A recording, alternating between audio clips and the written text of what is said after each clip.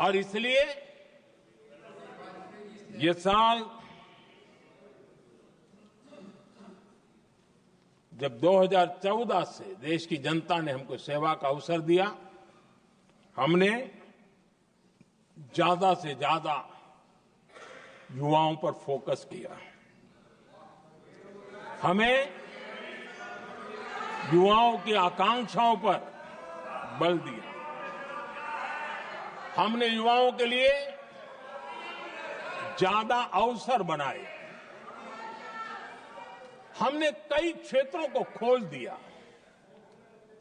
और जिसके कारण हम देख रहे हैं देश के युवा अपने सामर्थ्य का परचम लहरा रहे हैं। देश में हमने स्पेस सेक्टर को खोल दिया,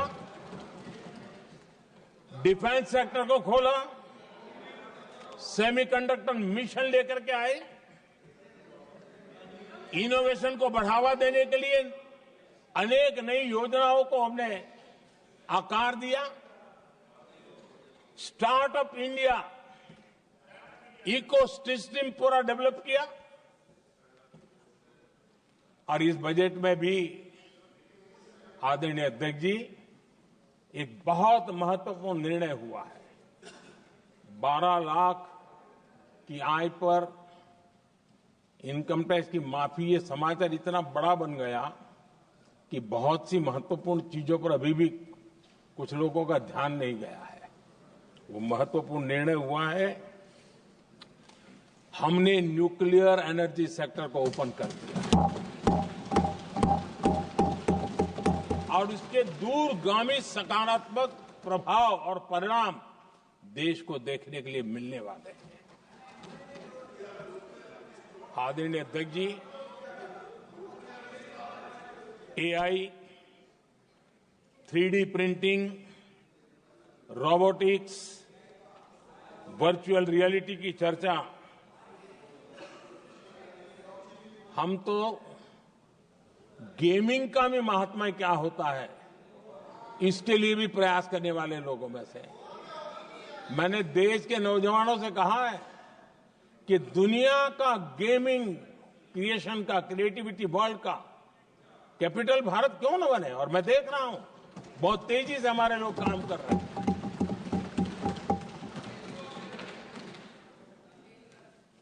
कुछ लोगों को अब जब एआई की बात होती है, कुछ लोगों को अब ये शब्द फैशन में है तो बोला जाता है, लेकिन मेरे लिए सिंगल एआई नहीं है, डबल एआई। भारत की डबल ताकत है। एक एआई आर्टिफिशियल इंटेलिजेंस, दूसरा एआई एस्पिरेशनल इंडिया।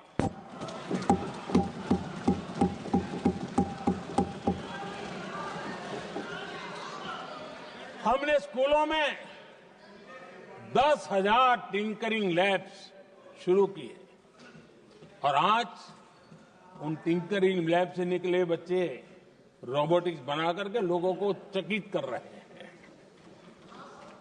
और इस बजट में 50,000 नए टिंकरिंग लैब्स उसका प्रावधान किया गया है। भारत वो देश है जिसके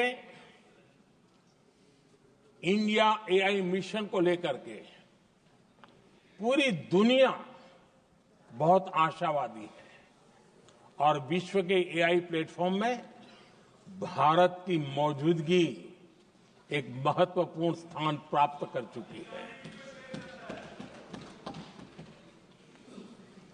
आदरणीय अध्यक्ष जी, इस साल बजट में हमने डीप टेक के डोमेन को में इन्वेस्टमेंट की बात की है और डीप टेक मैं समझता हूं हमारे लिए तेज गति से आगे बढ़ने के लिए और 21वीं सदी पूरी तरह टेक्नोलॉजी ड्रिवन सेंचुरी है। ऐसे में हमारे लिए आवश्यक है कि भारत डीप टेक के क्षेत्र में बहुत तेजी से आगे बढ़े। आदरणीय